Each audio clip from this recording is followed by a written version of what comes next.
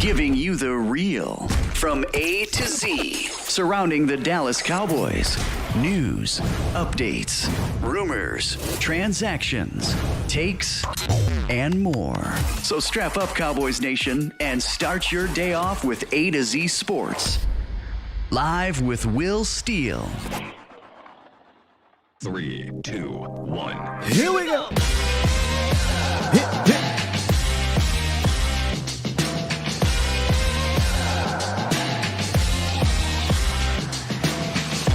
Good morning, good people. Welcome to A to Z Sports Live. We're streaming live on YouTube. And of course, I am your host, Will Skywalker Steele. Boom! We're back. We're good.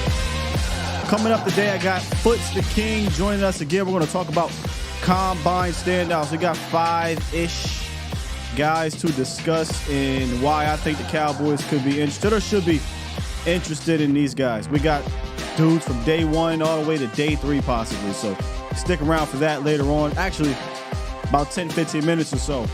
Before that, though, we got some Cowboys house cleaning. Okay, more, notes or whatnot coming out of the Combine. Plus, Dak Prescott spoke yesterday, was paraded with some of his questions or some questions about the offseason. So we'll get into that as well. Good morning, Bomb Squad. Bomb Squad! Appreciate you guys. A lot of, the love and wishes and prayers and everything yesterday. Everything's good. Everything is good in Babyland. Slight little scare. Nothing to be too worried about. Actually, nothing to be worried about at all because we did go get checked out. Everything's good. So thank you for all your concerns. We're good to go. I don't know if the time when it comes will happen during the show. That will be something interesting, but that wasn't a time. So yesterday wasn't one of those situations where, hey, he's arrived. Nope. It was a different type of scare, and we got through it. Everything's good to go. So, I'm back rocking. Should be back on later with Vach as well, but got a nice jam-packed show for y'all today. So, stay tuned for that. Foots will be on. We're going to talk about, like I said, 5 or so Combine standouts. And we'll take a look at a little bit of film with these guys as well. So should be a good show for y'all. And, I know how we do, man. But, again, appreciate you guys' wishes and prayers. It meant a lot. And everything is everything. All right? So let's get into this roundup. It's time! It's time! It's time! It's time! It's time. It is time for. It's time for the morning roundup. Round 'em up, boys. Let me talk to you. Let me talk to you about some Cowboys things, Cowboys Nation. So yesterday, I actually was going to bring this into the roundup as well, but I said, you know what, let me save this because we kind of talked about this a few weeks ago when we were looking at cap casualties. But Jerry, he did his annual sit in my Combine bus and talk to the media for an hour thing, and Michael Gallup came up. And apparently they want to go over some things with Michael Gallup. I don't know what much there is to go over, but this was the quote coming from Jerry. He said, "We don't have a decision that we would like to talk about right now. It's one that we'll be going over with him." So essentially, hey, I ain't talking about this with y'all. We ain't even sat down with Michael Gallup. But nothing that we would say without him being involved. We need to sit down and go over some stuff with him before we talk about what we're going to do or not. Man, there's a couple layers to this I could go in, but I'm not. I just find it funny, though, that, hey, man, I'm not talking about this Michael Gallup thing with y'all. We got to sit down and talk to him. But in the very next breath, I'm just saying if Dak don't take what we want, we can just rock out. I mean, this is what we can do when it comes to Dak Prescott and his contract. So we can do X, Y, Z, A, B, C. These dudes, like, what are we doing here, Jerry? I'm not stupid. We know it's over with Michael Gallup. You don't want him, because if you did want him, you would lay it out in the media. Let's be real here. All right? So they got to go over some stuff. This stuff is what, hey, man, maybe We're going to let you go June 1st. We'll put you out there on the market now. We're going to hold on to you. I don't know what else to go over besides your time is done here. Just a matter of when we want that to be. There's just no way. There cannot be a way that you're bringing this guy back unless he's going to completely tear up his contract and come back and play for pennies. That's it. Other than that, I don't know what else there is to go over. Yesterday, we also talked about how the Cowboys agents sat down with Tyler Biadasz and Tyron Smith. And we went over the whole Tyron Smith thing, and we kind of briefly touched on Tyler Biadasz and the possibilities, right, if he were to come back. But in the same day, yesterday morning, and I think the 5 things he's learned from the Combine, he had said, and I say he, I mean Gelkin, said that he doesn't believe that Biadasz will be returning. Which basically means these guys sat down. They probably said, hey, we'll give you pennies. And Biadasz said, cool, I'm going to go hit the market. And likely we'll sign someone else somewhere else for much more money. Potentially a Connor McGovern type situation, essentially. So looks like, depending what they decide to do with Tyler Smith, Dallas could be looking at 2 new starters that are not on this team. But a lot to go between now and the draft, so we shall see. Another name that popped up was Dorrance Armstrong. And again, that's a dude we talked about maybe a month ago or so when we were describing the 16 free agents. I don't see him coming back. His market's probably going to be higher than what the Cowboys want. But that's fine with me. I think there's some guys out there that the Cowboys can sign in their Dollar Tree shopping that can give you similar production, in my opinion.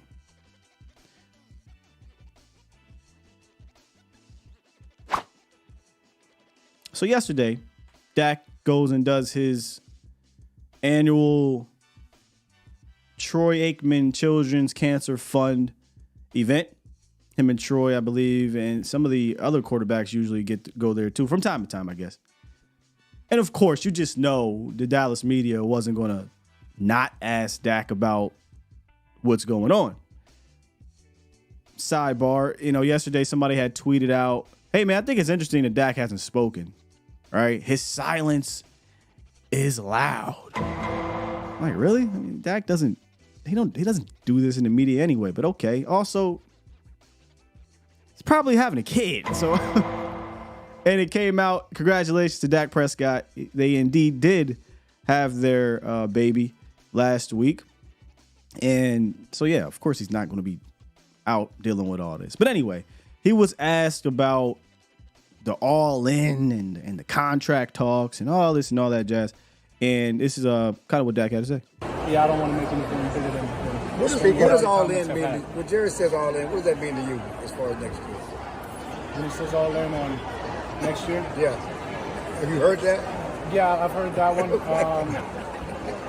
Yeah, I'm excited to see it, honestly. I don't know. I can't say I've had talks with him about what is all in and how you plan on making this move. So, but yeah, let's see. I'm excited for it. How hopeful are you that you can get a deal done? Say again? How hopeful are you that you can get a deal done? Yeah, I'm definitely confident. Obviously, it helps the team. It's important for the numbers. So I think it's Jerry. I've heard Jerry said that. Tad happened over here and told me that part, right? That that is a process. Both sides understand that. Everything's great. I know it happens. Thank you. It will happen.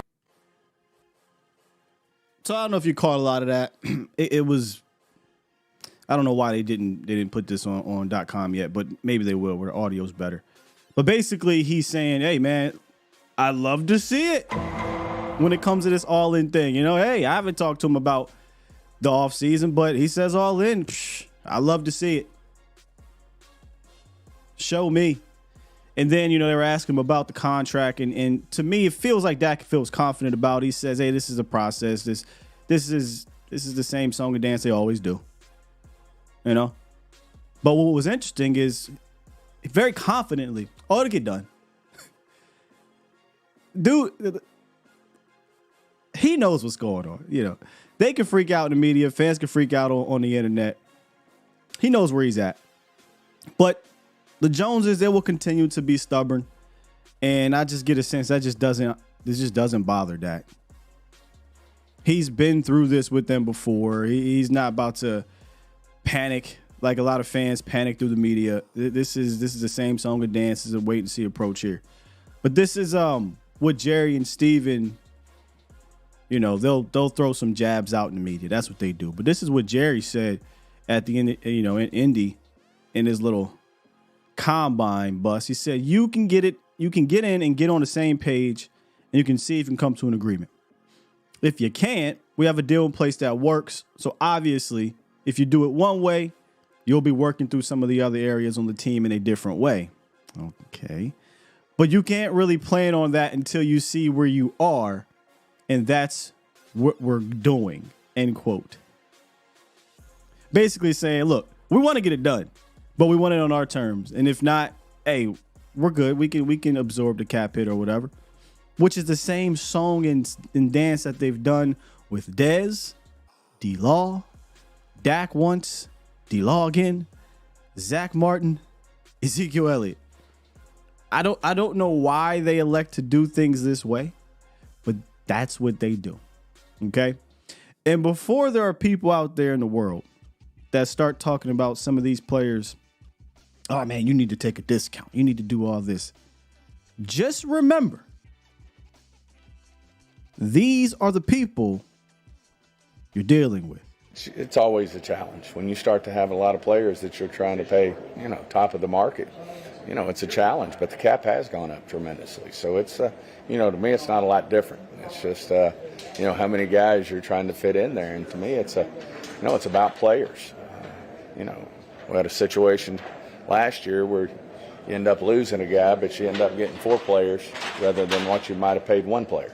And, you know, that's the way you have to look at it. Would you rather have, you know, 3 or 4 players for $3 and $4 and $5 million apiece, or 1 player for $20 million?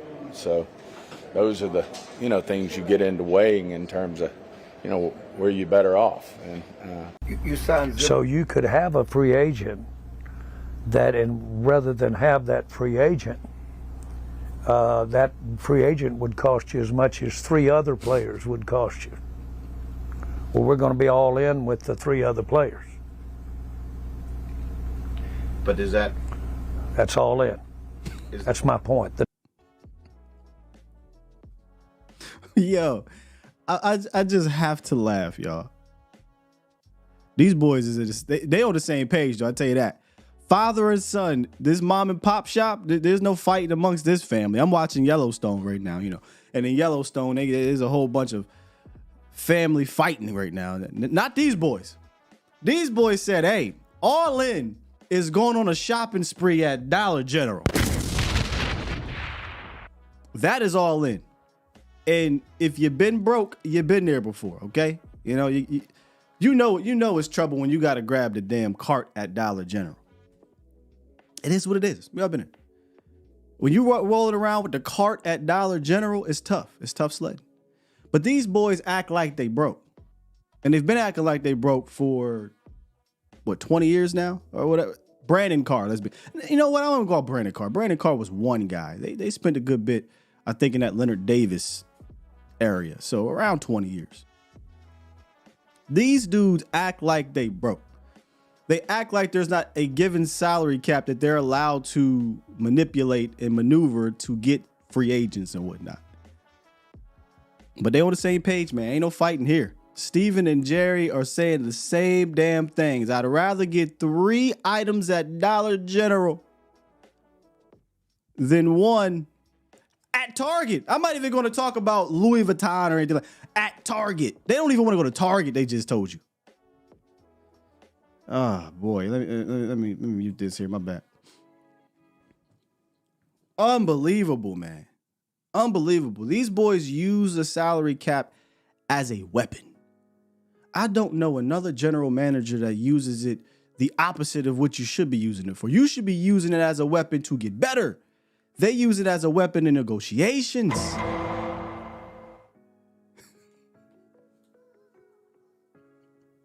I just have to laugh, you know. None of this is shocking. You know, this is what they've been doing. But it went from maybe them not outwardly saying things like that to they just don't give a damn what you think. They flat out told you, you know, well, we could get that $20 million player, but we can also get 3 $3 million players. You could do both. Good, competent front offices have shown throughout the years they can do both. But anyway, man, it's more laugh so you don't cry type of thing, because these dudes don't have a damn clue. And I've seen on the internets, and again, I don't like to give foolery too much attention, but sometimes I gotta laugh at the foolery too. You see people putting on a cape for these guys, and I'm just like, what more do you need to see over the last 30 years to show you that they don't know how to properly run a football franchise? I don't know what else you need to see, man. I've seen somebody say, because the breaking news the other day, Russell Wilson gets let go, right? So they're like, hey, let's move on from Dak. Sign Russell Wilson for pennies on the dollar, because then we can use that money to go sign all these other players. Number one, you're not going to have all that money by moving on from Dak, cutting Dak Prescott to get a worse quarterback, by the way. This is unbelievable. But there are people out here, there are fans probably in the chat right now that believe this, that Russell Wilson's better. And he's going to be cheaper, so the Cowboys use that money and go get players. I will say this to you. When have the Cowboys used any cap savings to go get all these amazing players?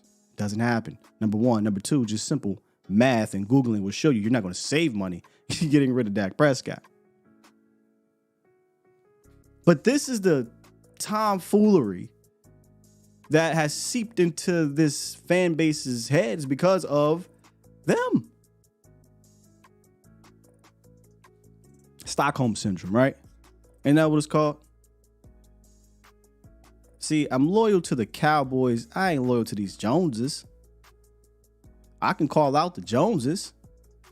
It's okay to say these dudes are ridiculous and still root for your team. But you don't, man, you don't gotta strap yourself to these boys, man. You just make yourself look like a fool.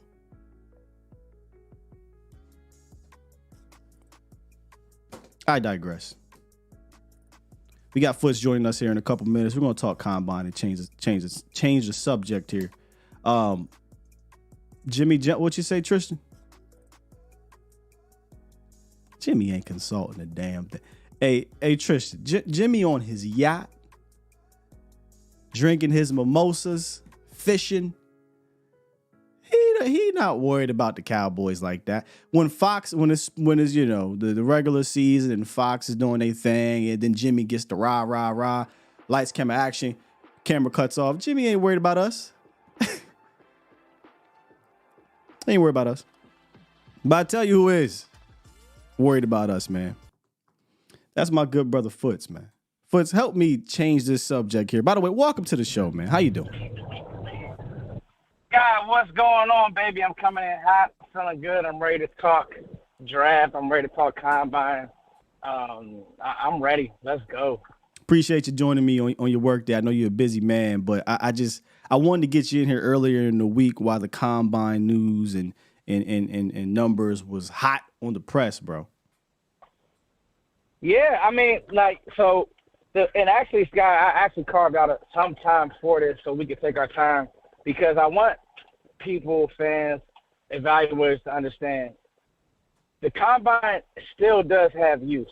And I think one of the kind of cliches around the draft right now, Sky, is, well, the combine, it's the underwear Olympics.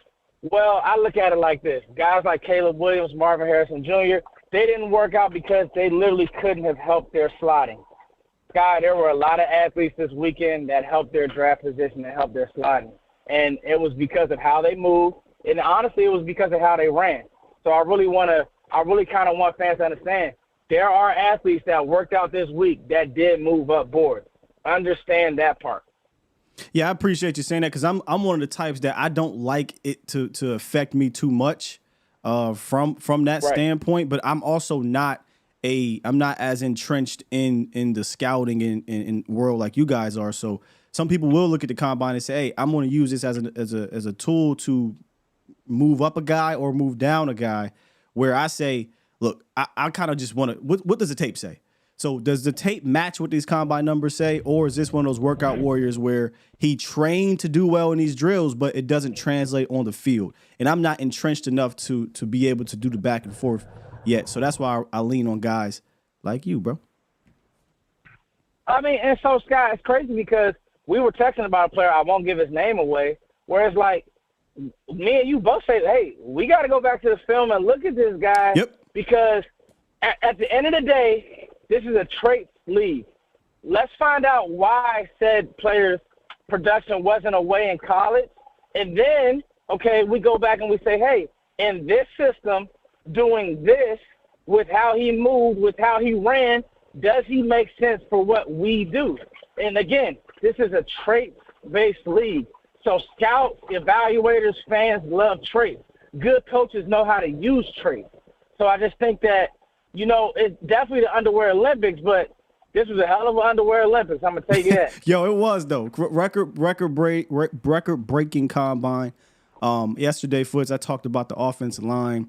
And look, again, I'm not y'all draft guy to me, so maybe you tell me if this is wrong. This feels like, and Vach is in the chat too. Shouts out to bro.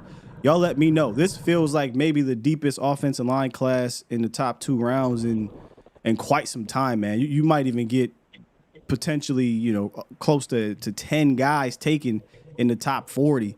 And I don't know when the last time that has happened, but this offensive line class feels extremely deep. And one of the guys that stood out for you and should have for everybody was Troy Fats. That's what we call him, me and Vash. But Troy Fatanu, offensive lineman, I'm going to just say, out of Washington. I remember coming into this whole thing with Troy. It was you who put me on him first. He was the first offensive lineman I watched, and immediately I said, well, shit, if he ain't the best offensive lineman, who is? Because this dude, he's got it all. He finished third in OT, third amongst all offensive tackles in next-gen athleticism score, and he was one of your top guys, man. So Troy Fats, what stood out for you at the combine for him? Man, the 3-count split was amazing. I think his mirror drill, Sky, you know, where they mirror the defender. Yeah. I think that's where I saw the hip and the ankle flexion, to where it's like, okay, he doesn't look like a offensive lineman. He looks like an athlete. Yep. You know, some linemen look like linemen, like they can't play other sports. You could tell this guy could play basketball. You could tell he could probably play baseball. You could tell when they're playing pickup football, he probably goes out for passes. He looks like an athlete. And, again, his movement was good. He had a good 40. I just think that when you look at a player like Falnu, there's going to be people who poke holes in his game. I mean, I remember me and Vach, when we first jumped on, we talked about his game, and there are some holes in his game. I think there's times that he struggles with power. But if nothing else, you're getting a guy who you know day one is not going to get you killed. And most times when I see – this is me. When I see offensive linemen struggle, and you've done a great job talking about this with some of the guys that we've had struggles with, it's lunging and it's bad technique. Mm-hmm. You're never going to have that issue with Falnu. That's crazy. And that's just a fact. After what I saw with him, you're never going to have goofy feet. You're never going to have lunging. Even Tyler Smith early on, some of the holding and the penalties, I thought, well, man, I don't know if the Tulsa coaches are really digging into how his feet and you know, his steps. With Falnu, he's plug and play, gap scheme, zone scheme, whatever you want to do, pin pull. If you're a power team, if you're a duo team, he can do it all, man. And obviously, there's going to be teams that want to move him in the guard. I'm going to be honest, guys. I don't think you need to. I still see a left tackle. I think so. Okay. The measurables say guard, but the way he worked out, he could go to tackle. Like, he's almost in that Zach Martin range of he could go to tackle in a heartbeat. And I don't think he has the power of Zach Martin, but the movement skills remind me of Zach Martin a lot. That was one of the main things coming in about him that I was hearing at first was, oh, man, this is going to be a guard just right off the bat. But then when I went and watched him the first time, I'm like, but why? I think he has the movement skills of a tackle. Yeah, he's not 6'5", 6'6", 325 or whatever. But, I mean, he could easily put on peanut butter and be 320, 325 in a heartbeat. But what I love about him, and it's something we had talked about the first time we brought him up when I watched, you know, just the Wolverine game when they played Michigan, was he's technical and he's nuanced. You just said it. I don't think you're going to see him be so sloppy, whether it be in his footwork, whether it be in his hands. And, offense line is my favorite position to watch now. Shouts out to Voch for that. And one of the things he'll tell you is I'm big on technique, I'm big on control, and I'm big on nuance because I feel like you can get stronger, but if you can make up for lack of strength by being technically sound. But this dude is strong and he's technically sound, and he got a little toolbox to him early for a young man that hasn't even been in the league. He got a couple little things he can flash at you. So, I know the Joe Alts of the worlds and whatnot, and Talisi Fuagas, but this kid to me, I know you said he reminds you of and I'm not trying to be like this. He reminds you of Zach Martin, and I'm not saying the dude is Panay Sewell, but I mean he moves that well to me. I know some people say he ain't got the power, but he moves that well. He is an elite athlete at the position. Same type of athlete. Yeah. Yes, that type of athlete is Sewell. I think you're spot on with that. People got to remember Sewell coming out. It was him and Jamar Chase right at the top of that draft. That was a Micah draft, and you're right. Sewell, same type of move. You know what's crazy? When Sewell was doing those drills, it's literally like they moved the exact same. But I think you're spot on the power. One thing you see with Sewell is throughout the whole game. I challenge people, when you watch trenches, watch these guys get off throughout the whole game. Watch how they set throughout the whole game. Yeah. Fatigue is real. When the first thing when you're tired, technique goes. Yep. He doesn't have any of those issues. So that's a good one right there, Scott.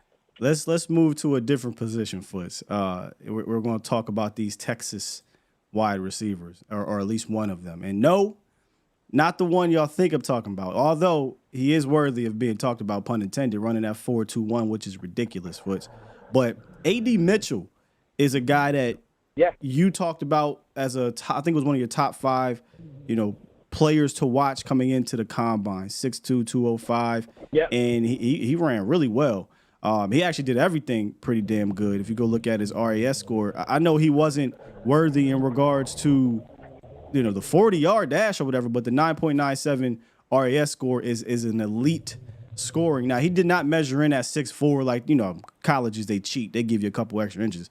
But he came in at 6 foot, like 205. So he actually was bigger than I thought he'd be. I thought he would come in under 200 pounds.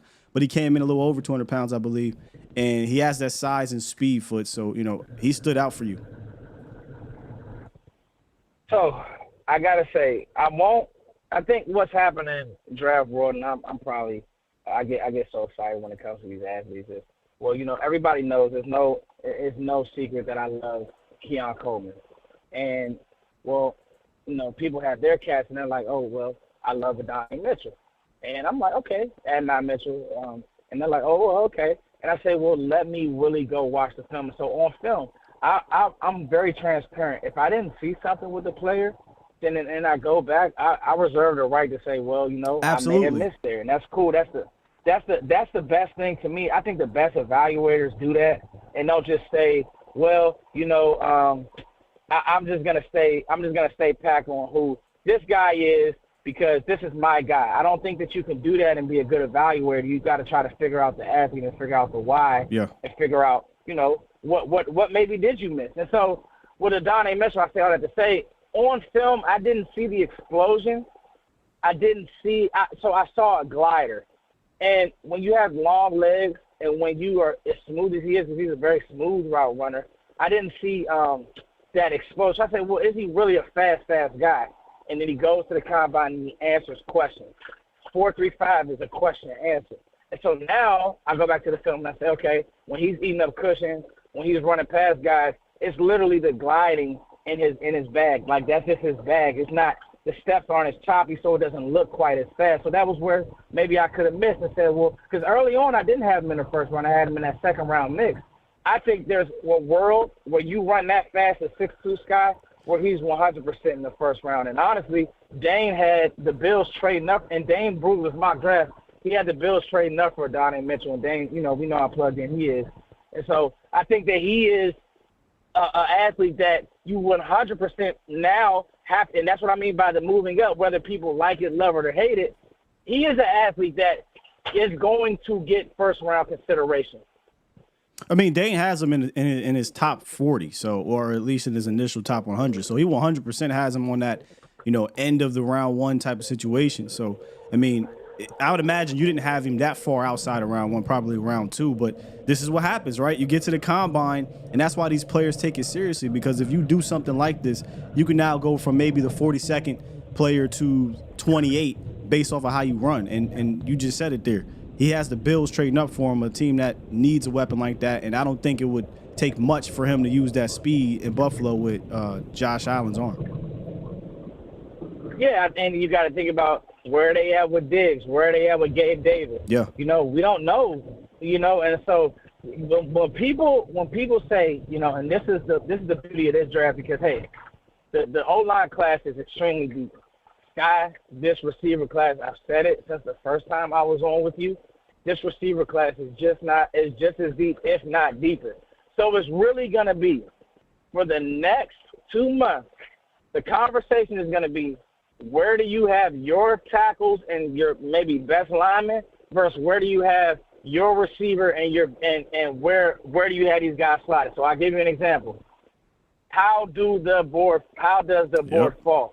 For me, I was high on Guyton early, and I still do like Tyler Guyton. I don't know if I'm taking him over Keon Coleman, who hit the 21 miles. 22. And I thought that was really good pointing up. It was 23, Scott? I think it might have been like 22-ish in the gauntlet. Okay, in the gauntlet, which is they did a great job of highlighting. That's what play speed looks like, and I respected that. So is it if you got him, but now do you have Fontenot graded higher than Coleman? So those are the wars that I think that have to happen amongst fans, amongst war rooms, because it's a real conversation. Can I offer another conversation in regards to that, Foots? So yes, this is a deep class, tackle wise and wide receiver wise, for sure. But wouldn't you argue, if it's deep at wide receiver, maybe you could say, okay, let me grab this top tier ish tackle, and then because how deep it is in the wide receiver position, I can maybe get that guy on day two. Because there are some day two. We're going to talk about a day two guy a little bit later that stood out at the combine. Yeah. But there are some day two guys that, damn it, they are athletically gifted as well, and obviously depends where you go. So again, it is about where you have your board stacked. But if the tackle position, offensive line for me always will outrank certain spots. But would you be open to a conversation of saying, hey man, let's just talk about the guys that right now. I don't think this will happen, but let's say Troy Fats falls to you at 24, and you're sitting there with some of those other wide receivers. Man, I'm looking at Fats I'm drafting Fats. You know what I'm saying? Fats. I love that nickname already, Scott. I'm drafting Troy Fontenot, and I wouldn't even think twice. He's a guy, from what I saw, I'm big on movement, Scott. I'm big on movement from the DBs. He's a guy I would not think twice about it. I would not think twice about drafting Troy Fontenot. Wouldn't think twice. Over all my receivers, by the way. Coleman, Troy Franklin, because I agree. Because I'm that confident in what I saw. My eyes don't lie to me there, and the film.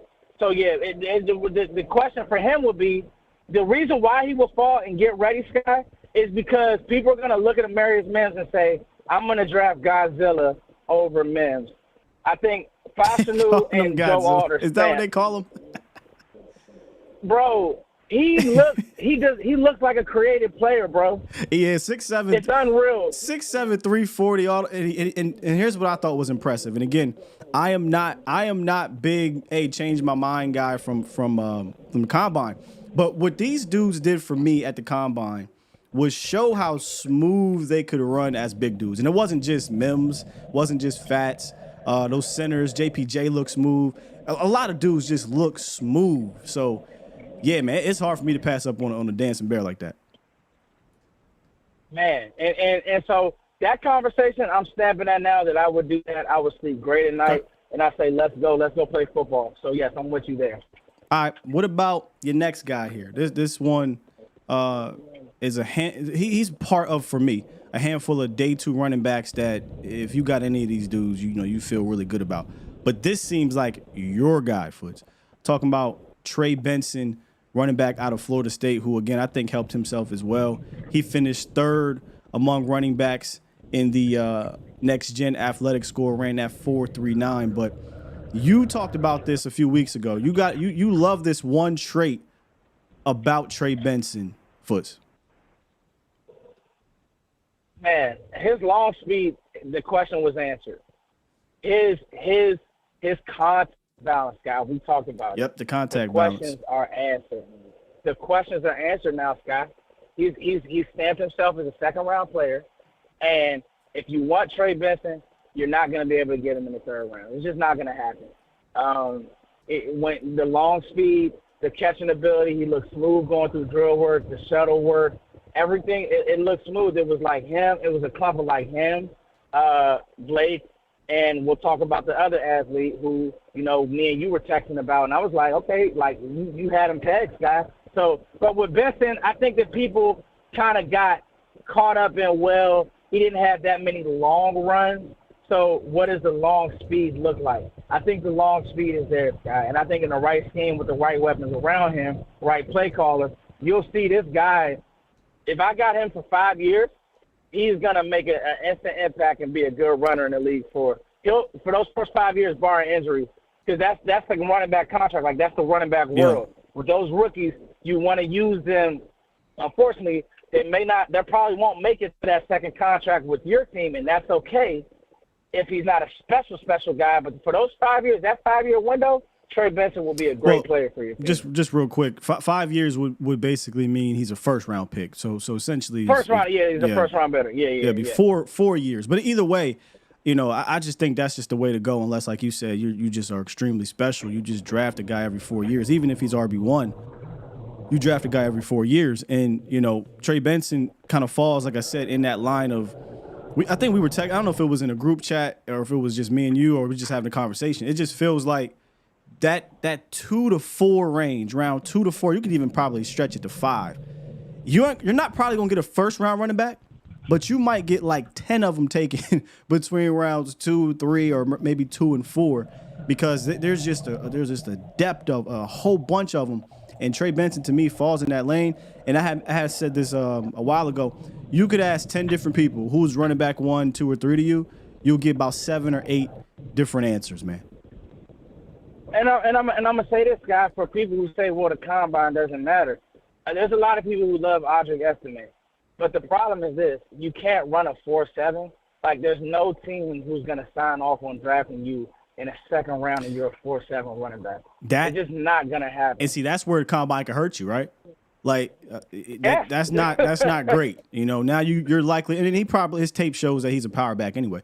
But now you're likely to look at, okay, you're just going to be a guy that we pair RB2, 3 type, sometime on day 3, because we can't trust you to be a playmaker type.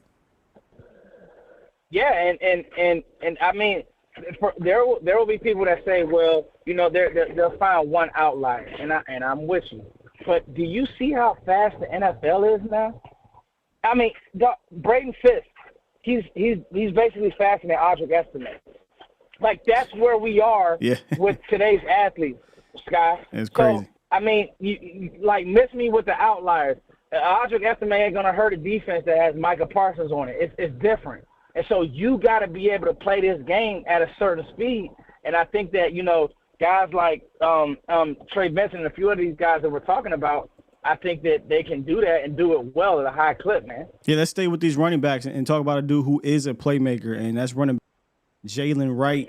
We're actually going to rank – these are the top 3 running backs we're about to tell you from an athletic standpoint at the Combine. He was number 2. He tested the second best, ran that 4.3, 8, and jumped 11'2" broad jump. So that's probably why, that was up there.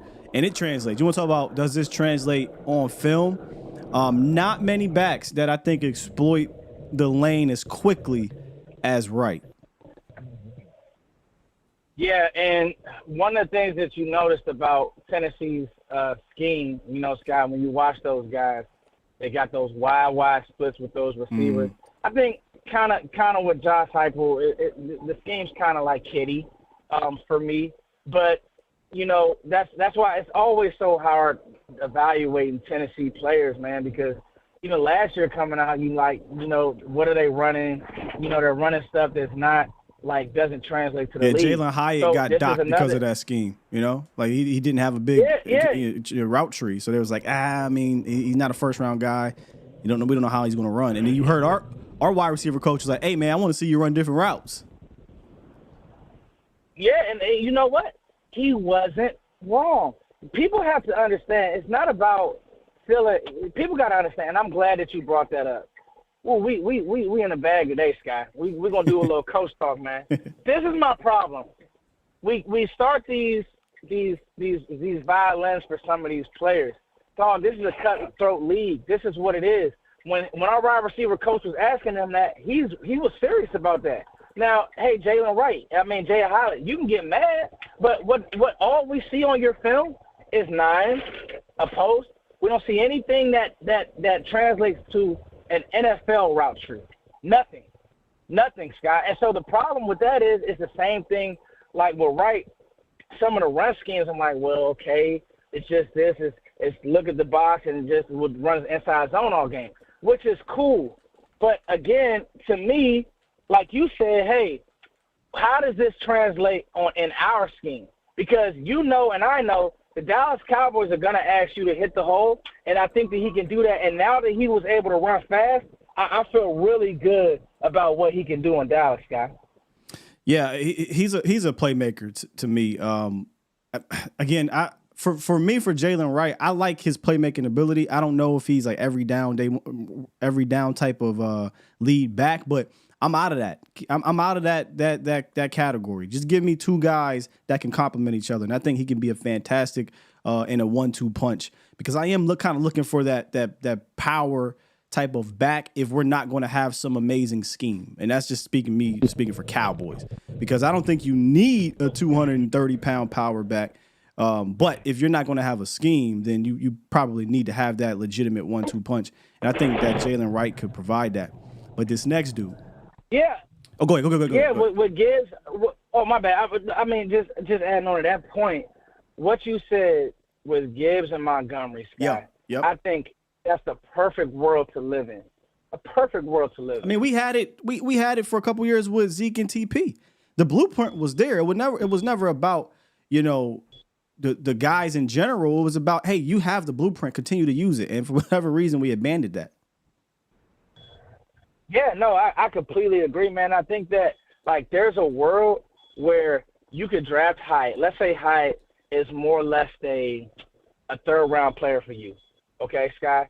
And maybe you are in a trade-back situation, so now you have 2 third-round picks. Well, now you feel better about getting Hyatt in the third round, attacking free agency. This team, and you've done a great job of being out front of this, this team has to attack free agency still before they go into this draft. And now they're going to probably have to attack it harder.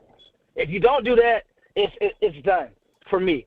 You're going to have to attack free agency. You can't – I don't think that you could just say, hey, we'll just bring Hyatt in with Rico Dowdle. No. I want somebody on even his heels. No. And Dowdle's a free agent, isn't he? Dowdle isn't even on the free agent. I don't believe. This class of backs, man, you can get a guy better than Rico, in my opinion, even in day 3.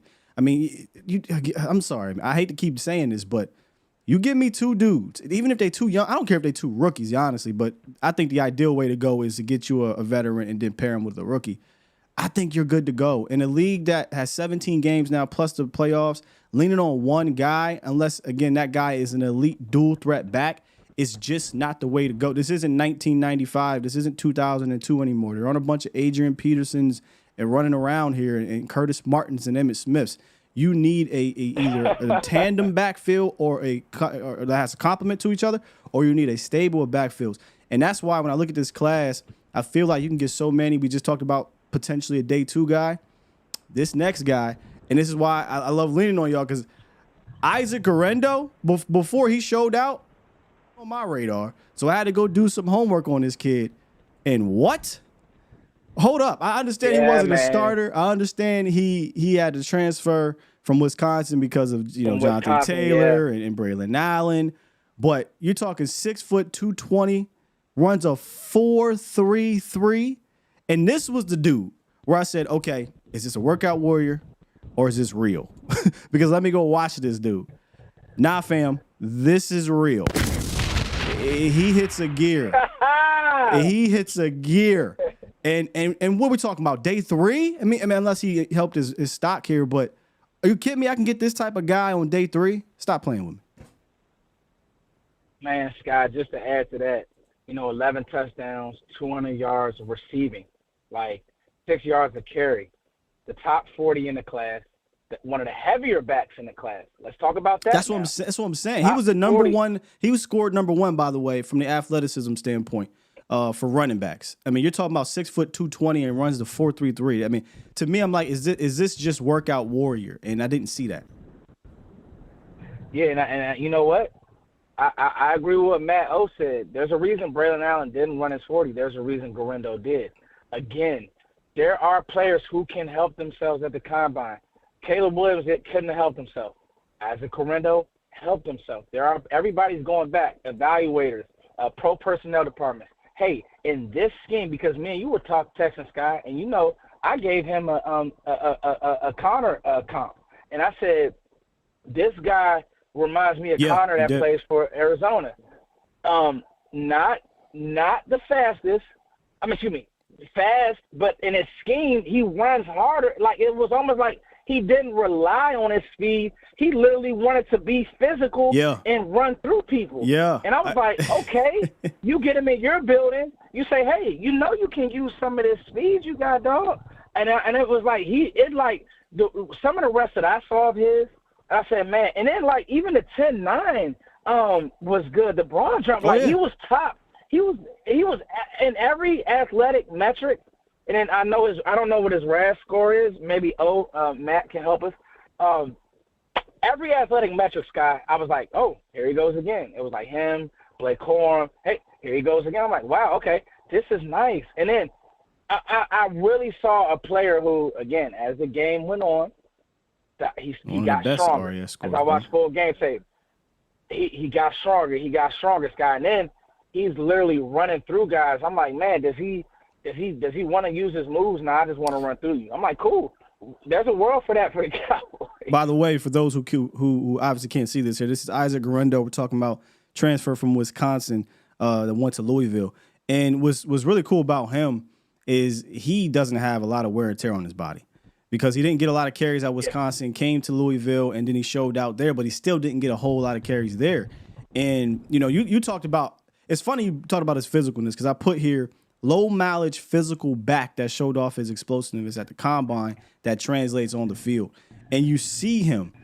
I think he has great patience, and he absolutely snatches the edges. If the edge is there, you remember back when Zeke was first with the Cowboys, and if you gave Zeke the edge, this is when he had that track speed, it was a wrap. He was getting to the edge. This dude does it, but even better than that. And that's only because he's legitimately a 4.33 guy. But he gets to the edge like not many backs I've seen when I've been watching here. So this guy, to me, again, not a lot of mileage, not a lot of carries, not a lot of fanfare, not probably going to be a second-round pick, third-round pick type. But, man, if I can get this quality type of back who has the size, I think, to deal with the NFL hits in day 3, that to me just goes to show you just how – and we didn't even talk about other guys like Ray Davis and whatnot. Shouts out to somebody that brought him up last week, took a look at him. I like him too. I'm good on this back class, man. You can get you a guy after the second round. I think, also shout out to you, Scott, because you said from day one, I'm not as down on this running back class as everybody else. So, and you haven't changed. And to be honest with you, neither am I. Like, outside of maybe Bismarck one, you know who else had a really good combine, Scott? I didn't put him on the list. Your guy, Marshawn Lloyd, looked really I was surprised you didn't going because through.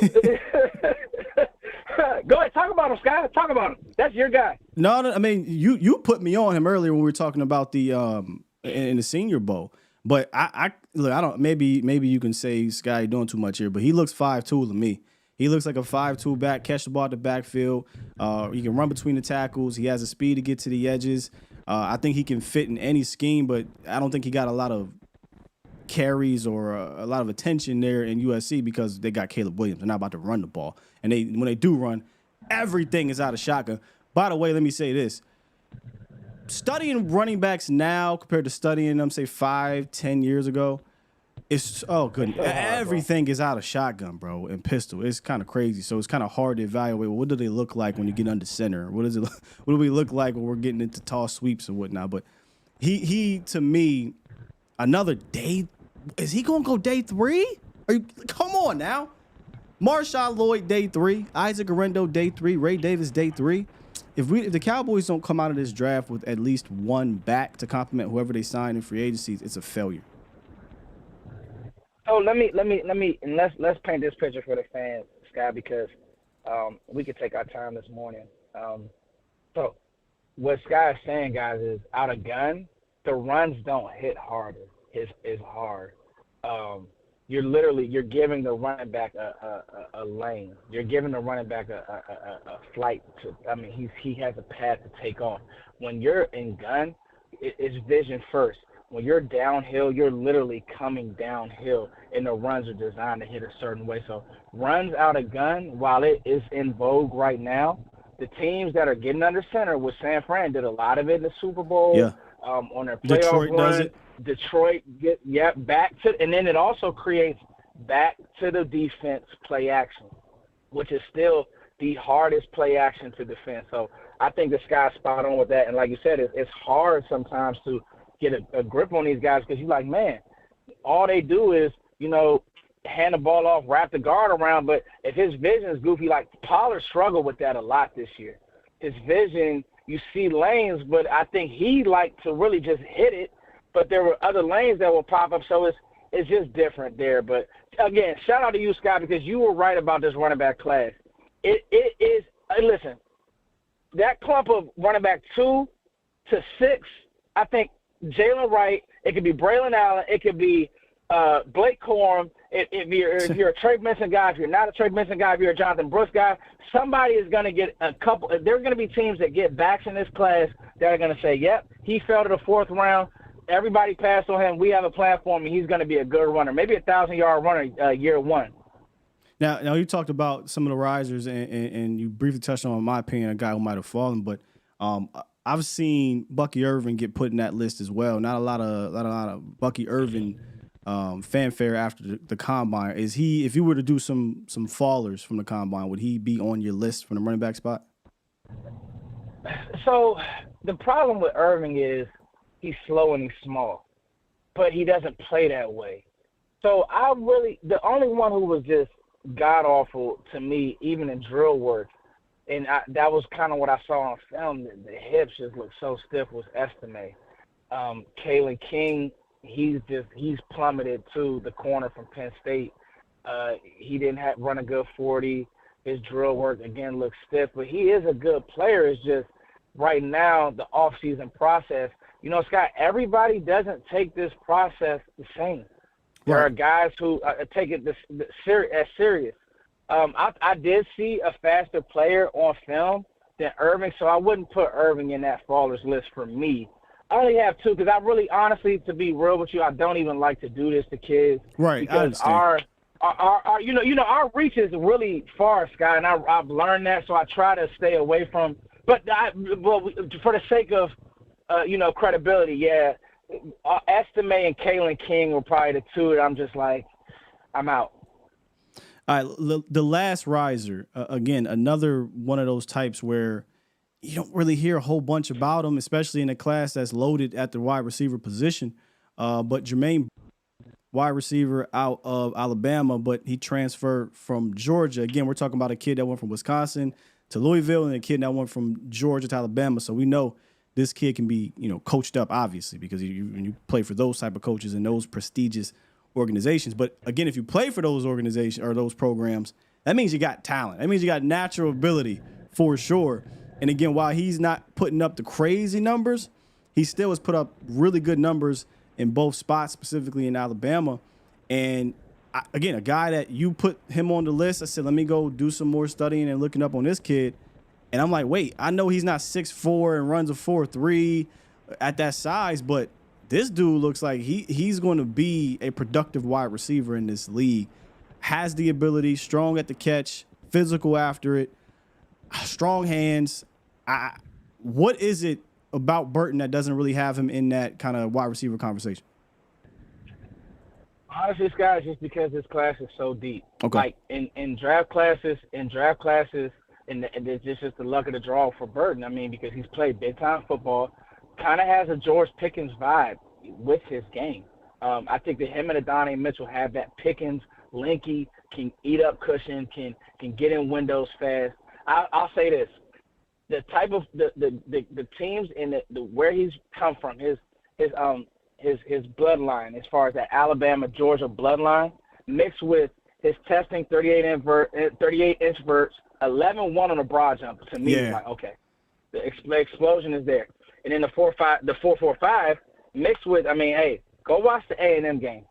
Go watch, and again, this is with Milroe, which, again, I don't like to bash players, but Alabama's quarterback play, probably a thumbs down this year. If we're being honest. Great athlete in Milroe, but there's times where, hey, he's open now.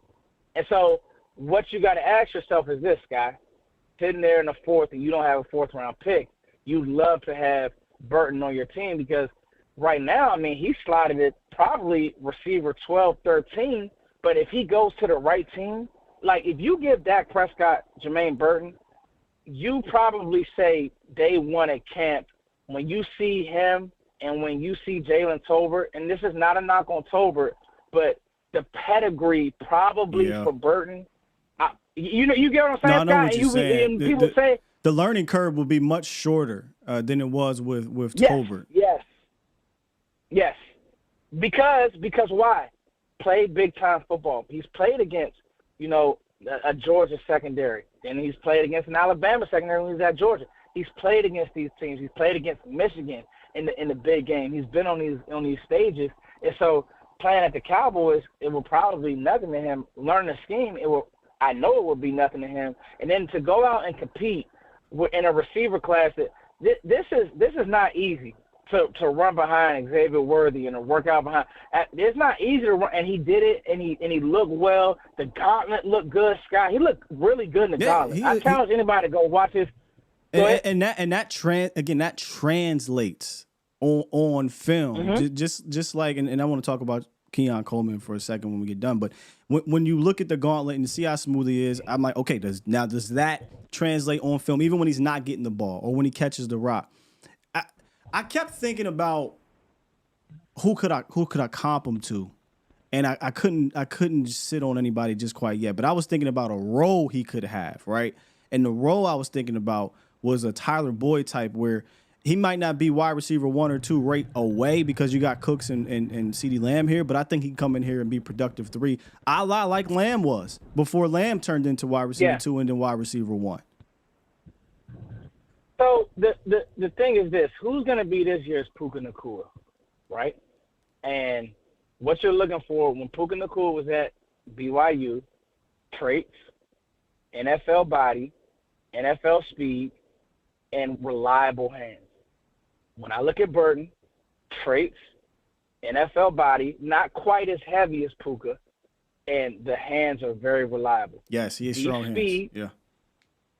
Sure hands. Him, Adonai, and honestly, him, Keon Coleman, and Adonai Mitchell, Adonai Mitchell.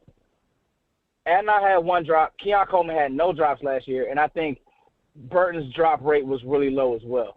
So those are the things that you're looking for because, again, you give Dak – people say, well, Dak Prescott needs this type of receiver. He needs that type of receiver. No, he needs a receiver that's going to get open and be where they're supposed to be. He needs a receiver that's going to go out there and play with confidence. Some of these guys don't do that. I mean, again, my whole reasoning for making Keon Coleman make sense is you're watching Brandon Cooks just get roughed off on a basic slant. That's not on Dak Prescott. That ball was where it was supposed to be, and your defense has already given up plays. And, I don't want to go back to the playoff game, but this is why I'm saying, hey, Burton, bigger body, faster athlete. Making it make sense, especially for the long run, and you pair these 2 guys together, him and CD, it can really work. So, I think that Burton really helped himself, Scott. And another thing is this. When we go through this process, remember, you want guys who not only have played on them stages, Sky, but who have seen NFL defenders. It's a difference. and this is and it holds weight with Will. It holds weight in those draft rooms, Sky. If guys haven't played, and it's one thing to do it at Rice or the small school, it's different when you're doing it against Power 5 guys. So Will McClay used to be very strict about that. And then I don't know what year it was. It might have been the Jalen Tolbert year. And then he took Jalen Tolbert. And I think that shocked everybody because we normally don't touch South Alabama products that high in the third round under Will McClay. He actually came out and said, "Hey, I'm big on Power 5 schools," and I think that makes sense given how slow it took or how long it took Jalen Tolbert to kind of catch up. And I'm with you. I think pedigree does matter. Now, that's not the only thing. There's guys that come out of obviously small schools and whatnot, but a guy like him who comes from Georgia and then go to Alabama, he definitely has a pedigree for us. But before I let you go though. The Keon Coleman, so very, very interesting combine where he obviously runs the slow 40, but then he does that gauntlet. And like you said, I think they did a fantastic job illustrating that, hey, the gauntlet actually matters, I think, more because he came in, I think, second in miles per hour in the gauntlet challenge, and obviously that translated on film, and they brought back the Puka Nacua thing, where Puka Nacua didn't run this amazing 40, but he was the best in the gauntlet, and then you saw that translate on the field. Dude was an absolute animal after the catch. So where would you say Coleman did here? I don't think he grew his stock. I don't think his stock fell either, but is he still kind of just plateaued where it was coming in? I mean, me personally, Scott, nothing that Keon Coleman, he is one of those guys where things couldn't change. Combine's not going to change him up. And it wasn't going to, because that's not how he plays. And this is now this is the season now, Sky, where we pull back the layers and we really do a real deep dive and not just hang on to the narratives of the separation. That's not how Keon Coleman wins, but did Anquan Bolden need separation, or did he just box cornerbacks out? You couldn't get in his body. You couldn't press him. Go find me film where Keon Coleman was pressed. If somebody can do that, and tag me in there on Twitter, where he was bullied at the line and Jordan Travis was on time with the football. I hate doing this, but Jordan Travis did not play good last year. He doesn't have a draftable grade for me. Jordan Travis in the NFL, he's small, arm isn't great. No. And so you had these two guys, Johnny Wilson, Keon Coleman, Trey Benson, and the ball was laid. There's times he's flying open.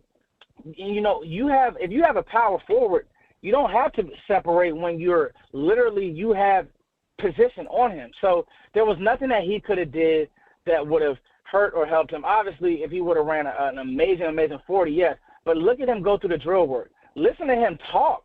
I thought he nailed the interview process. Did you see the interview with him and Michael Irvin? I thought that was awesome. Well, I wouldn't know if it's an interview, like an actual interview, or him just Mike. It was Mike being Mike, but I like this. I look at all that stuff like, can he talk? How does he speak? Is he looking down? He was very confident and sure of himself. Those are the things that I'm looking at, because guess what? You coming to the Dallas Cowboys, I need to know that you're ready for this moment. That's one thing that I loved about Micah. Day one, Micah was mixing in with the veterans, and he wasn't, shy. I remember him and Amari Cooper was playing chess together. Remember that, Scott? All those little things. That's what I want to see. Keon Coleman is going to walk in the building and be a guy, and either you get with it or you get lost, but he's not ducking nothing. And so that's where it's like, I think they illustrated it well, and there's going to be people who say, well, Keon Coleman's slow. Go watch the film. I got to give you a clue bomb on that. I might run this thing back. The way, Keon Coleman need to get you on the horn. I'm about to put a horn. I'm about to put the ether beat behind that. I'm about to put the highlights over top of it. Tag Keon Coleman, bro. You need to be his agent right there. Keon Coleman, #1 overall. Keyshawn Johnson. Hey, Scott. I want everybody in this chat box with us on draft night. I think this is gonna be the biggest one we've ever done. Oh, man. for sure. I do. For sure. This will be year 3. We did day 1 2 years ago, and we did day 1 last year, and then me, you, and Vach did day 2 together, and that's where we got the infamous reaction to Luke Schoonmaker. I would hope we will not have a reaction like that this year. There's just going to be way too many, I think, good players available where the Cowboys are going to pick in these first 2 rounds to have that. So I'm excited for it. I am committing day 1 and day 2 to Bot Sky. Let's do it. And well, me and you do ours, and then I know Voch will be doing day 1. Yeah, Voch will be doing day 1. Yeah, I would love to do day 2 again with you, and even hits throughout, because I think that what you've cultivated on this show is obviously it's Cowboys news, but I love the conversation around the draft. All I ask is that when you come to the table with points, just come like me and you don't agree on everything, Scott, with some of these players. But let's make reasons why, not just, well, this is my alma mater and we beat them. You know what I mean? Let's have real conversation and facts. Me and Bosh don't agree on. There's a couple guys we don't agree on. Trust me, I and know. That's the beauty of it. I got caught in the middle of y'all. You know, and we might get caught in the middle later on today, depending on what we talking about. No, for sure. But hey, man, this was great. We got to get you back on via video again, so we can continue down this draft path. We got free agency though coming up, starting next week ish. So we'll probably continue down that path next week, but we'll be locked and loaded through text message and whatnot, talking about these prospects and getting ready. So you just stay tapped in with me. Okay. Bro. Yep, I got my top 5s ready. I'm actually going back to my top 5s on my channel. So let them know where to find that, bro. All position groups covered.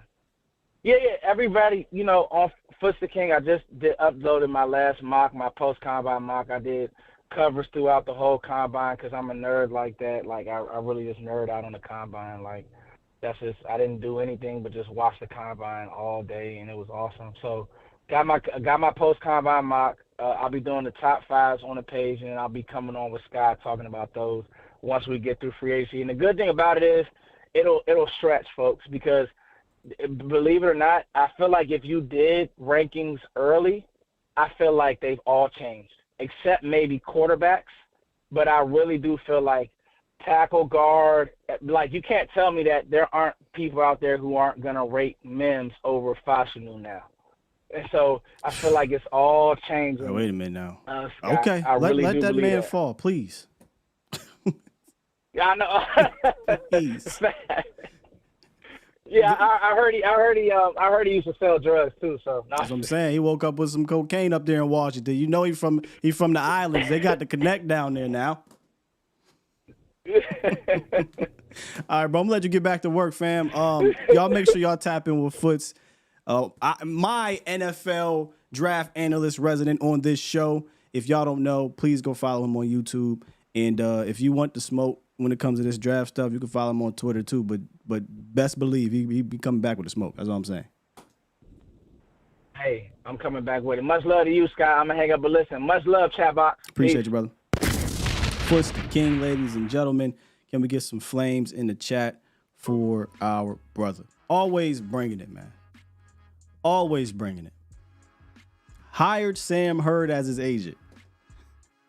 Voch calls it wake up with the gun, not wake up, but gun under the seat guy. I like to say he woke up with some cocaine in his bed and he got caught. That's how it dropped. And I'm just saying, Jerry Jones knows some people. Voch, we know he knows some people.